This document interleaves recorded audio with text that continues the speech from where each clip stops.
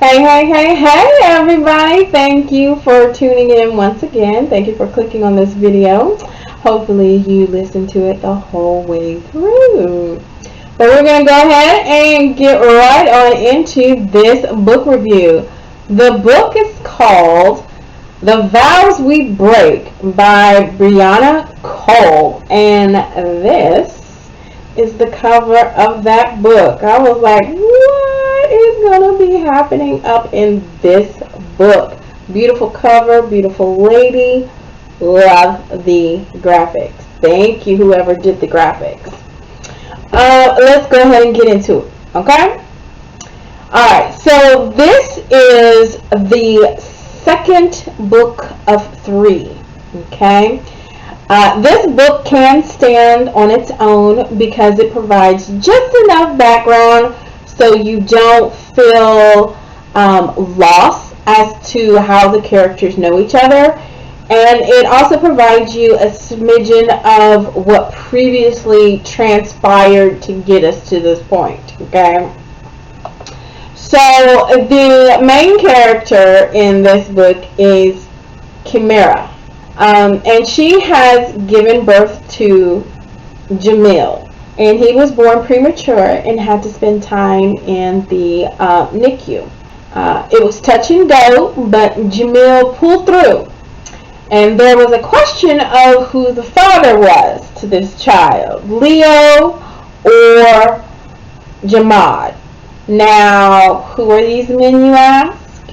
Okay, well, Chimera previously entered into a polyamorous situation with Leo and his 2 wives, okay? Leo was rich and Chimera was young and drawn to the money, okay? To Chimera, it was a business arrangement, but to Leo, it was love. However, the story indicated Leo was physically abusive, okay? Leo's second wife died, and then he faked his death after finding out his first wife, Tina, was trying to kill him, okay? Now, that all happened in the first book. But we do get that smidgen of history in this book, okay? So, Chimera knew Leo wasn't dead and that he had faked his death, but he said he would leave her alone. Now, Leo made contact with Chimera by sending checks and leaving her notes, so he didn't leave her alone. Now, Jamad is the one Chimera loves. She has known him since childhood. Jamad moved to Texas and then returned engaged. Well, Jamad left his fiancée Cece to be with her. Now, Jamad has believed Jamil is his child and put aside any reservations to the contrary. Jamad believes Leo is dead, and so even if Jamil isn't his, well, he is now, because if he wasn't his, the dad is dead. Jamad and Chimera have a complicated relationship, and it is on pretty shaky ground, okay? Both of them are keeping secrets, which cause problems in the relationship. And well, you already know, you're going to have to read the book to find out what those secrets are and how they come to light. There are some side characters to mention that bring added value to the twists and turns to the story. There is Chimera's parents, whom are the pastor and first lady of their church. Chimera grew up in church, and the family has always had that united front for the community. And Chimera's shenanigans have put a rift in the family, which they are trying to repair. However, have things gone too far for that to happen? Then there is Amira, who is Kamara's best friend, business partner, and sister-in-law. Kimera is doing a good portion of getting the business set up, putting in sweat equity since she didn't have the funds to contribute. Adira finds herself unwillingly caught up in Kimera's drama. Will Adira survive her current predicament in this book? We will all have to just stay tuned to find out that answer, okay? Then there is Tyree. Adira hired Tyree on to be the assistant in getting the business up and running. And Tyree appears knowledgeable, fashionable, professional, and able to complete any task that was needed. Tyree seemed to be a valued asset. Is Tyree all he seems to be, or does he have a hidden agenda? Oh my goodness, you are going to have to read the book to find out. And let me just say, he is an intricate part of the shenanigans, okay? And then there is Cece, Jamad's ex-fiance. Kimera believes Cece hasn't gotten over Jamad leaving her and trying to stay attached to him in any way that she can. Kimera believes Cece is behind some of the shenanigans happening. But is she? No, you are going to have to read the book to find out. Then there is Tina, Kimera's sister wife. Kimera believes Tina has it out for her still. Kimera is suspicious of Tina reappearing in her life and suspects that she has something to do with what's going on. Tina has attempted to kill Kimera before, so she is a likely suspect. Things start getting tense when a concerning document lands in Kimera's hands. Her business is ruined, her relationship tips toward implosion, and someone seems to be out to ruin her life. Who is behind all these shenanigans and why? Now, Kimera's web of lies and deceit may be catching up to her. The chain of events will have you wondering what is going on. Like, once things begin to click into place, if you don't have the, well, I'll be damned reaction, we are not the same. Because I surely did. I was like, okay, hold on, whoa, wait a minute. Like, back up the boat. Like, what now? Like, girl, I can't. Like, oh no. Like, what? Are we doing this now? Are we doing this? But, I know I need to read the sequel to find out the remainder of this saga. Because once I got to the end of the book, I was just like, oh! Like, are you serious?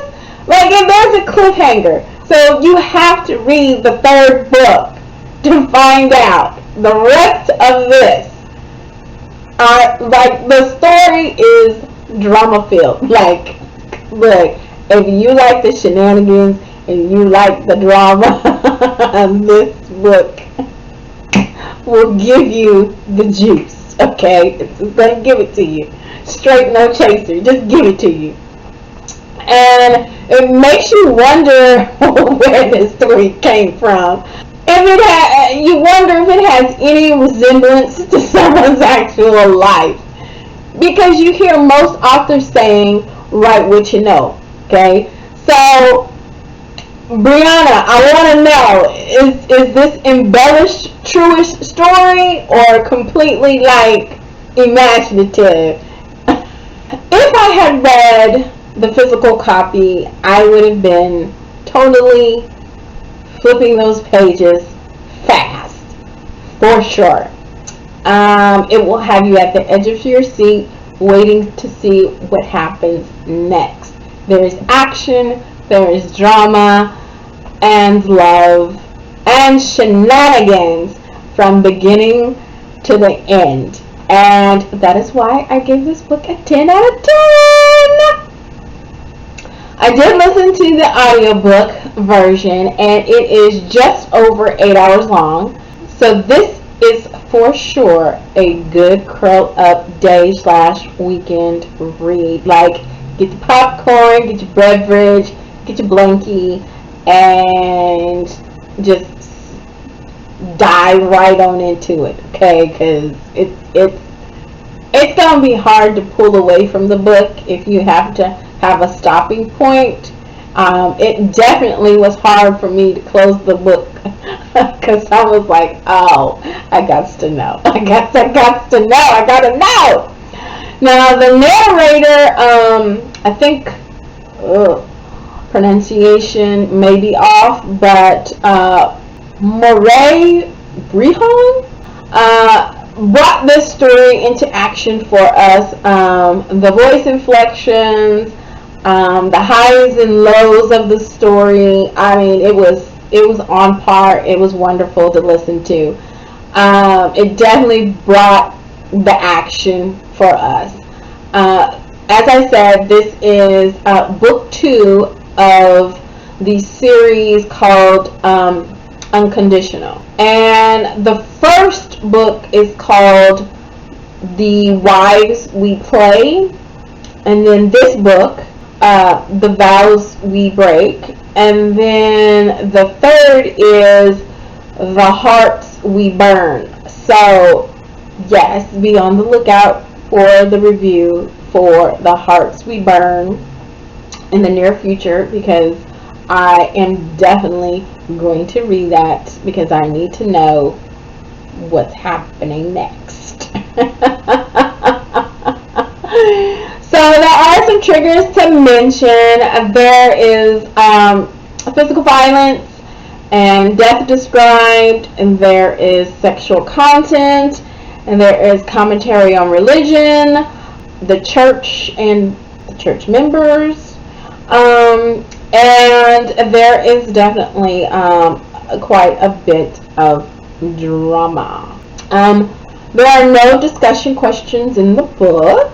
Some topics of discussion could be polyamorous relationships, pros and cons, topic of paternity test, and would the results determine if you no longer behaved or supported the child as if it were yours, or continue as if you didn't have the results and continue to treat the child as your own.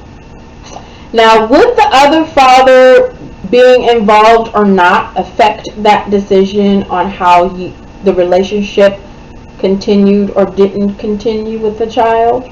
What would be your course of action if you were Camilla? Would you do the same or do things differently? Does the church and community opinions affect your life decisions? How do you or your church people treat people that have made bad decisions? Condemning, educating, or forgiving? How far would you go to keep the attention of the person you love? What would be a reason to fake your own death, and how would you do it? What would be reasons for why you wouldn't live life as your authentic self? Another topic could be, is it better to have the acceptance of others while living a lie, or be true to yourself? How one handles grief, and does that vary depending on the circumstances of the death? And then another topic could be, how hard is it to create a successful business? Well, those are a few to get the good conversation going. And read the book and see if you can come up with some more. You might be able to. I'm pretty sure you could. So if you haven't read the book, I highly suggest that you do so if you are down with the drama and shenanigans. After reading it, let me know what you think. And if you have read it already, go ahead and comment your thoughts. Let me know if you were with the shenanigans and any other commentary you would like to make about this book, okay? So that's all I have for you at this time. Thank you all so much for tuning in. Go ahead and click that like, subscribe, share buttons, and then obviously make comments. I do love reading you guys' comments. And you may be given a shout out in a future video. Well, that's it for this round. So, as always, until next time, keep turning the pages, my book lovers.